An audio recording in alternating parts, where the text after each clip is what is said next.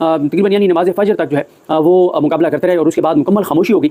और उसके बाद मोहसिन नकवी और इस निज़ाम और पूरी सरकार ने ये समझा कि अब सब अच्छा है, सब ओके है, कोई मसला नहीं है। तो शहबाज शरीफ साहब को कहा गया कि शहबाज शरीफ साहब सारे मामला कंट्रोल में, लिहाजा आप अब लाहौर से इस्लामाबाद तशरीफ लाइए, क्योंकि वैसे भी बहुत बड़ा आप पे पड़ा जा रहा है, बहुत आपके बारे में डिस्कस हो रहा है कि आप खौफजदा हो गए, आप भागें।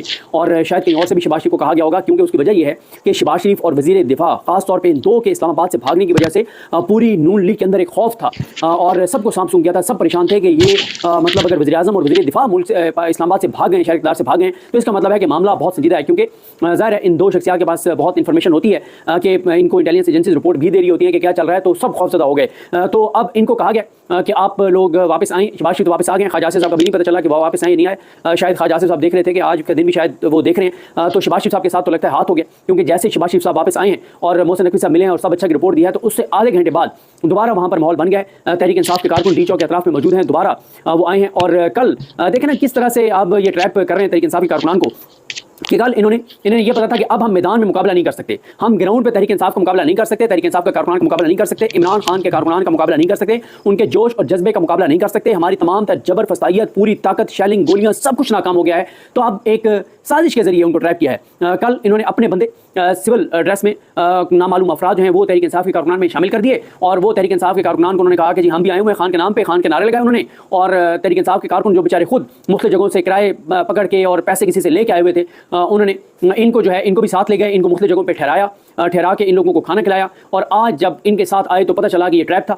और इन लोगों ने उनको पकड़ा और पुलिस के हवाले किया। तो ये भी अब एक मामला है। तहरीक इंसाफ के कारकुनान को अब पार्टी की तरफ से अलर्ट कर दिया गया है कि ख्याल रखें और बिल्कुल क्योंकि कुछ ऐसे इस्लामाबाद के मकामात हैं जहाँ पर तहरीक इंसाफ के कारकुन ठहरे हुए हैं। और अभी भी मैं आपको ये बता सकता हूँ कि 2 से 2.5 हज़ार लोग इस्लामाबाद में तहरीक इंसाफ के ऐसे मौजूद हैं कि वो बिल्कुल लास्ट उसके लिए उन्होंने रखा हुआ है कि बिल्कुल एंड में जब कॉल दी जाएगी तो फिर वो आएंगे। तो ये अब है कि अब मालूम नहीं है कि ये जो बंदे कल जो तकरीबन कोई 70 के करीब इस तरह के बंदे जो हैं वो नामालूम अफराद सिविल ड्रेस में छोड़े गए थे जो मुख्तलिफ लोगों के साथ गए हैं। अब मालूम नहीं है कि उन्होंने किन किन घरों और किन किन मकामात और किन किन जगहों का उन्होंने मतलब चेक कर लिया है कि यहाँ पे लोग ठहरे हुए हैं और पता नहीं वहाँ पे अब शायद क्रैकडाउन भी हुआ हो, वहाँ से लोगों को गिरफ्तार भी किया गया हो। लेकिन कल जो दावा किया गया था मोहसिन नकवी की जानिब से वो दावा झूठ गलत साबित हुआ और उन्होंने कहा कि अब सब कंट्रोल में, सब कंट्रोल में नहीं है। और लेकिन दूसरी तरफ इन पर दबाव भी बढ़ा है, बहुत ज़्यादा दबाव बढ़ा है और तहरीक इंसाफ इस दबाव का कल फायदा ले सकती है। दबाव ये बढ़ा है कि इन्होंने कोई 7 सड़कें जो हैं वो रावलपिंडी इस्लामाबाद की खोली हैं, 7 सड़कें। और वो इसलिए कि इनके ऊपर दबाव इतना ज़्यादा आ गया था क्योंकि मैं आपको बता रहा था कि कारोबार सारा रुक गया है और हॉस्पिटल्स में लोग नहीं पहुँच रहे, अद्वियात की किल्लत हो गई है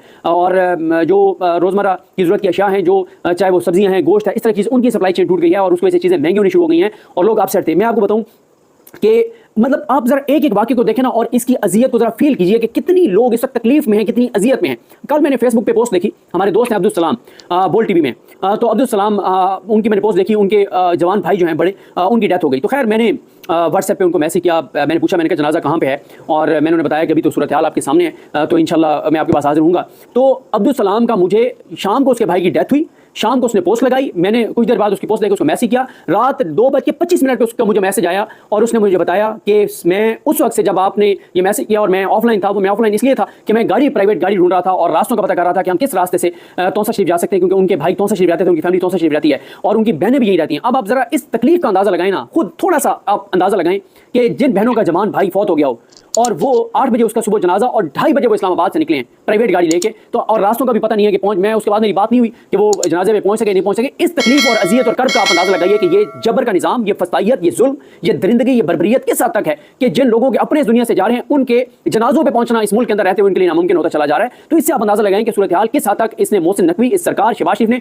और वजह क्या है? वजह ये नहीं है कि मुल्क के लिए, वजह ये नहीं पाकिस्तान के लिए, वजह ये नहीं पाकिस्तान के 25 करोड़ लोगों के लिए, वजह एक है एक शख्स के लिए, काजी फायज ईसा। और वो एक शख्स क्यों जरूरी है? क्योंकि वो इनकी चोरी, डकैती, लूट मार के लिए उसने आईनी तरमीम बहाल की है, उसने नवाज शरीफ की इताअत न्यायालय खत्म किया है, उसने इमरान खान को सजाएं दिलवाई हैं, उसने इमरान खान को जेल में रखा हुआ है। उसकी वजह से इमरान खान के 85 लोग मिलिट्री कोर्ट्स में हैं, इमरान खान का भांजा मिलिट्री कोर्ट में है। और आप एक अंदाजा लगाएं, अब आप देखें ना कि मिलिट्री कोर्ट में जो फैमिली जो लोग हैं उनकी फैमिली हमसे रब्ता कर रही हैं, बताएं क्या सूरत हाल है, कब तक केस लगेगा। उनको यही कहा है कि जब तक काजी फायज ईसा बैठा है ये केस मुश्किल है, उनका बाहर आना नामुमकिन नजर आता है। हाँ, अगर 25 के बाद इससे जान छूट गई और अल्लाह ताला ने इस शख्स से निजात दिलवा दी पाकिस्तान की, फिर अल्लाह ताला करम करना शुरू करेगा इंशाल्लाह, और फिर अल्लाह ताला का करम होगा, फजल होगा और इंशाल्लाह पाकिस्तान बेहतरी की तरफ तरफ जाना शुरू होगा। 25 साल तो कोई उम्मीद ना रखें कि इस मुल्क में कोई सुख का सांस आएगा, कोई बेहतरी होगी, और कोई उम्मीद ना रखें काजी फाइज ईसा के होते हुए। और काजी फाइज ईसा इसलिए जरूरी है कि इसने मैंडेट चोरी को बचाया हुआ है। इसने आलिया नीलम के साथ मिलकर और वो रिटायर्ड जजेस जो लगवाए, करप्ट रिटायर्ड जजेस लगवाए ट्रिब्यूनल के तौर पे, इसने 4 जजेस मलिक शहजाद के जो सरेंडर करवाए। ये जो कुछ काजी फाइज ईसा कर रहा है वो अपनी जात के लिए कर रहा है, और ये काजी फाइज ईसा के लिए जो कुछ कर रहे हैं अपनी जात के लिए कर रहे हैं। कहीं पे मुल्क का मफाद नहीं है, कहीं पे पाकिस्तान का मफाद नहीं है, कहीं पे पाकिस्तान की आने वाली नस्लों का मफाद नहीं है, और लोग खौफ का शिकार हैं। लोगों को वाकई अब नींद नहीं आती, लोग परेशान हैं कि अल्लाह ना करे, अल्लाह ना करे, अल्लाह ना करे, अगर आईनी तमीम हो गई और ये शख्स 3 साल के लिए मजीद इस मुल्क पर मुसल्लत हो गया तो पाकिस्तान का होगा क्या। जिसने जबरी इसके दौर में, काजी फाइज ईसा के दौर में जितनी जबरी गुमशुदगियां हुई हैं, पाकिस्तान के 77 साल दौर में किसी चीफ जस्टिस के दौर में इतनी जबरी गुमशुदगियां नहीं हुई जितनी इस शख्स के दौर में जबरी गुमशुदगियां हुई हैं। जितनी पाकिस्तान के अंदर अनसर्टेनिटी और मायूसी इस शख्स के दौर में आई है, पाकिस्तान की तारीख में कभी नहीं आई। कि इस वक्त हर दूसरा पाकिस्तानी निकल के तो देखें, मतलब आप हर दूसरा पाकिस्तानी पाकिस्तान छोड़ के जाना चाहता है, हर दूसरे पाकिस्तानी को पाकिस्तान का मुस्तकबिल तारीख नजर आता है सिर्फ इस एक शख्स की वजह से, जिसने इस ओहदे पे बैठ के और पाकिस्तान को इस नहज पे पहुंचा दिया जिस नहज पे आज आपको पाकिस्तान नजर आ रहा है। पीछे जो भी है वो सबको पता है। करवाया किसके जरिए? काजी फाइज ईसा के जरिए करवाया। 8 फरवरी के इलेक्शन की तारीख इसके जरिए दिलवाई। आरओ जो नून लीग के करप्ट लगाए हुए ब्यूरोक्रेट्स हैं उनको आरओ इसके जरिए लगवाया। 8 फरवरी के इलेक्शन इसके जरिए करवाए। उसके बाद मैंडेट चोरी इसके जरिए बचवाई, ट्रिब्यूनल को काम से इसके जरिए रुकवाया, आमिर फारूक साहब को सपोर्ट इसके जरिए करवाई, आलिया नीलम इसके जरिए लगवाई, मलिक शहजाद अहमद खान को लाहौर कोर्ट से इसके जरिए लाए, इमरान खान के केसेस इसने नहीं लगाए, जबरी गुमशुदा लोगों के केसेस इसने नहीं लगाए, लेवल प्लेइंग फील्ड इसने नहीं दी, इमरान खान को सजा देने वाली नीचे अदालतों को सपोर्ट इसने किया। हर चीज इस एक शख्स के जरिए हुई है। पीछे जो भी है वो पूरे पाकिस्तान के बच्चे को पता है, लेकिन हुई किसके जरिए? काजी फाइज ईसा के जरिए। और इसीलिए काजी फाइज ईसा को ये एक्सटेंशन देना चाहते हैं, ये मुसल्लत रखना चाहते हैं। और फिर एक और चीज, इन्होंने आज झूठा बयानिया बनाया। देखें ये इतने बदनसीब हैं, ये इतने बदकिस्मत हैं, और जाहिर है ये इतने झूठे हैं कि जब ये झूठ पे मबनी को बयानिया बनाने लगते हैं तो कोई अल्लाह की तरफ से ऐसी चीज होती है कि इनका बयानिया पिट जाता है। इन्होंने पूरा एक माहौल बनाया, एक पुलिस एहलकार जो ड्यूटी पे थे और वो उनकी जान गई। वो उनको तो मैं शहीद ही कहूँगा कि वो शहीद हैं, ज़ाहिर है ड्यूटी पे थे और उनकी जान गई है। अल्लाह ताला उनके दर्जात बुलंद करे, अल्लाह ताला उनकी फैमिली को सब्र दे। लेकिन इन्होंने झूठा बयान ये बनाया कि पीटीआई वालों ने उसको अगवा किया, टॉर्चर किया और उसकी डेथ हो गई और इस तरह से उसको कत्ल किया गया। अब उनके बेटे का 4 मिनट का एक 4 मिनट की गुफ्तगू है, वो एंड में मैं लगाऊंगा, आप सुने। वो बता रहे हैं कि उनकी उनसे बात हुई थी और वो बिल्कुल उनके ऊपर कोई टॉर्चर नहीं हुआ, बिल्कुल वो जख्मी नहीं हुए थे। हुआ ये कि वो जो आंसू गैस है और ये जो एक्सपायर्ड शेल हैं, जो जहरीले शेल हैं, इससे वो इफेक्ट हुए। पहले वो ब्लड प्रेशर के मरीज थे और इस तरह से वो जो है वो उनकी तबीयत खराब हुई, हॉस्पिटल गए और वहाँ पर उनकी डेथ हुई है। ऐसी कोई बात नहीं है कि उनको पीटीआई वालों ने जो है वो अगवा किया हो। बाकी पता नहीं है उनका पोस्टमार्टम हुआ है नहीं हुआ, हुआ है तो रिपोर्ट आई है नहीं आई। वैसे रिपोर्ट भी क्या मसला है, जिस मुल्क के अंदर 17 सीटर पार्टी को फॉर्म 47 के जरिए जो है वो 200 और 15 सीटों तक पहुंचा दिया जाए, जिनके पास 17 और उनके पास पीपल्स पार्टी के पास 20-25 और होंगी, यानी जिनके पास 37 सीटें थी उनको आप 215 पे अगर पहुंचा सकते हैं तो फॉर्म 47 वाली पोस्टमार्टम रिपोर्ट भी जो है वो तैयार हो सकती है। लेकिन बहरहाल पता नहीं है। बाकी हालात और सूरत हाल है कि अली अमीन गंडापुर का इस वक्त तक जब मैं ये बात कर रहा हूँ 6:44 हो गए हैं, इस लम्हे तक अली अमीन गंडापुर को 27-28 घंटे हो गए हैं, उसका कोई पता नहीं है। केपी के असेंबली का इजलास जो है अभी शुरू होने वाला है, अभी होगा, उधर से बड़े सरप्राइजेज आएंगे। प्लान बी अब नई टीम तैयार कर रही है और कल बड़ी हलचल के इम्कान है। और इसी तरह से जो मोहसिन नकवी हैं उन्होंने अभी कह दिया कि अली अमीन गंडापुर गायब है, उनका कोई अता पता नहीं है। और अली अमीन गंडापुर का जो इन्होंने एक वीडियो जारी की कि अली अमीन गंडापुर निकल रहे हैं, वो भी झूठी साबित हुई। इनका हर बयानिया झूठ, इनकी हर बात गलत बयानी, इनसे इतनी। अब आप एक चीज़ और देखें, अता तारा ने किसी नामालूम मकाम से एक वीडियो पैगाम जारी कर दिया, नामालूम मकाम से। क्यों आते ना डी चौक पे खड़े होकर अता तारा बयान देना, क्यों नहीं निकलता? क्या खौफ है? अता तारा कई नामालूम मकाम से दे रहा है बयान, और बयान दे रहा है हमीद हुसैन के हक में, हमीद शाह के हक में, लेकिन उसमें तारीफ में आर्मी चीफ की और फौज की कर रहे हैं। और भाई आप खुदा का खौफ करें आप, मतलब। और मैं आपको बताऊं, अगर एस्टेब्लिशमेंट में से कोई इन फैक्ट्स को देख लेना कि पीटीआई का जो अशर बाजवा ने जो फिगर्स जारी किए थे, पिंडी एहतजाज जो था 2,40,000 व्यूज थे सिर्फ जो प्रोटेस्ट वहां से ग्राउंड से दिखाया गया। उसके जो यूट्यूब वीडियोस हुई हैं उनको निकाल दें, उनको अगर आप उनको ऐड कर लें यूट्यूब वीडियोस, यानी अगर 70-80 लोगों ने उसके ऊपर वीडियो किए, 100 लोगों ने, तो तकरीबन कोई 6 से 7 करोड़ टोटल व्यूज बन जाते हैं। 6-7 करोड़ लोगों ने पीटीआई के पिंडी प्रोटेस्ट को यूट्यूब पे देखा है। और अगर आप इसमें टिकटॉक को और फेसबुक को इनको ऐड कर लें तो फिर तो हिसाब ही कोई नहीं है, फिर तो हिसाब ही कोई नहीं है। सिर्फ आप यूट्यूब की बात करें, यूट्यूब पे 6 से 7 करोड़ लोगों ने पीटीआई के पिंडी प्रोटेस्ट की वीडियोस प्लस उसके ऊपर होने वाले व्लॉग्स देखे हैं। और आपको पता है जो नून लीग के मिनिस्टर सारों ने मिलकर प्रेस कॉन्फ्रेंस की, कितने लोगों ने देखी? 77,000। कहाँ 7 करोड़, कहाँ सिर्फ 77,000, 1 लाख के ऊपर भी नहीं पहुंचे। तो एस्टैब्लिशमेंट में बैठे हुए लोगों को देखना चाहिए कि इनसे, इन चेहरों से जिनके जरिए तारीफें करवाई जा रही हैं, इनसे लोग इतनी नफरत करते हैं, इनकी शक्लों से लोग इतने बदजन हैं कि ये टीवी पे आते हैं लोग टीवी बंद कर देते हैं, सोशल मीडिया पे आते हैं लोग आगे गुजर जाते हैं, इनको देखता कोई नहीं है। इनके जो हामी चैनल हैं वो इनकी चीजें नहीं लगाते, इनके जो बस से press conference TV channel live दिखाते हैं, जाहिर है टीवी चैनल से माल लिए हुए मालकान है तो इसलिए लाइव दिखाते हैं। तो ये इनके हालात हैं। ये जिस शख्स का नाम अपने मुंह से निकालते हैं लोगों के सेंटीमेंट्स नेगेटिव हो जाते हैं उसके बारे में।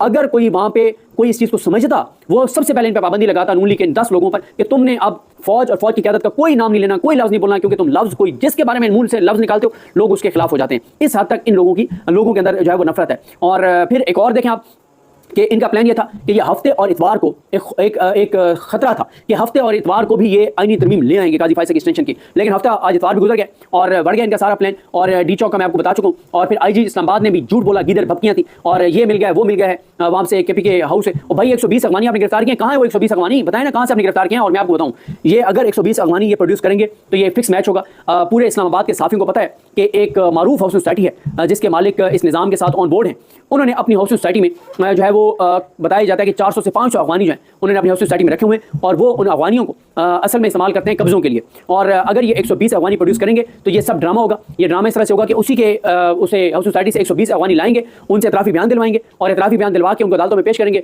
और महीने बाद ना आपको याद होगा ना मुझे याद होगा, पिछले 2.5 साल में इन्होंने कोई 200-250 झूठी इस तरह की चीज़ें की, आज हमें से किसी को याद ही नहीं है, हम भूल भुला गए, हमें तो दूसरे दिन बाद भूल जाती है। तो ये अगर ये करेंगे भी तो ये 120 जो होंगे लोग जो अपना प्रोड्यूस करेंगे अफगानियों के नाम पे, वो आप देख लीजिएगा, वो 120 उस सोसाइटी का मालिक इनको देगा। और जब वो इनको देगा तो उसको ये सारा कुछ करके और हो सकता है ये उनसे कोई इतराफ़ी बयान भी दिलवा दें कि जनाब ये है वो है सारा कुछ। बाकी वो वीडियो सुनाने से पहले आपको बता दूं कि तहरीक इंसाफ की लीडरशिप पे बहुत ज़्यादा तंकीद हो रही है कि तहरीक इंसाफ का वर्कर आम शहरी वो इस वक्त भी जबर फसाइयत का सामना कर रहा है और तहरीक इंसाफ की लीडरशिप नहीं है। सलमान राजा साहब ने एक ट्वीट किया है, देखें सलमान राजा साहब, गौर साहब, मिस्टर गौर साहब समेत शेख वकास अकरम साहब, हाँ ये 5-7 लोग ऐसे हो सकते हैं जिन इस हिकमत अमली से मैं इत्तफाक करता हूँ कि ये 5-7 लोग जो हैं ये गिरफ्तार नहीं होने चाहिए, इनको बैठ के स्ट्रैटेजी बनानी चाहिए। लेकिन सवाल ये है कि PTI के MPs कहाँ पे हैं, PTI के टिकट होल्डर्स कहाँ पर हैं। डी चौक में आपको जो ज़्यादा नजर आते रहे वो आमिर मुगल नजर आते रहे, आपको शौकत बसरा नजर आते रहे, नहीं मैदर पंजोता नजर आते रहे, आलिया हमजा साहब नजर आती रही, फिर आलिया उधर चली गई थी, तैयबा राजा नजर आती नहीं, मतलब और बहुत से नाम थे, लेकिन ये आपको बहुत ज़्यादा ये लोग जो है वो नजर आते रहे। बाकी इनकी लीडरशिप कहाँ है, बहुत से, मतलब मैं अभी नाम बहुत सारे मिस कर रहा हूँ, वो जाहिर है ऐसा नहीं है कि मैं ये 4-5 नाम ले रहा हूँ, तो सिर्फ 4-5 नाम थे, और भी नाम थे और वो सोशल मीडिया के ऊपर आपको पता है। बाकी शहबाज गिल साहब ने एक वीडियो पैगाम जारी किया जिसमें उन्होंने कहा है अपने वर्कर्स को कि जो लोग ग्राउंड के ऊपर नहीं है उन लोगों के नाम नोट करें, हाईलाइट करें और उनकी एक रिपोर्ट बनेगी और वो रिपोर्ट जो है वो इमरान खान साहब तक जो है वो पहुँचाई जाएगी।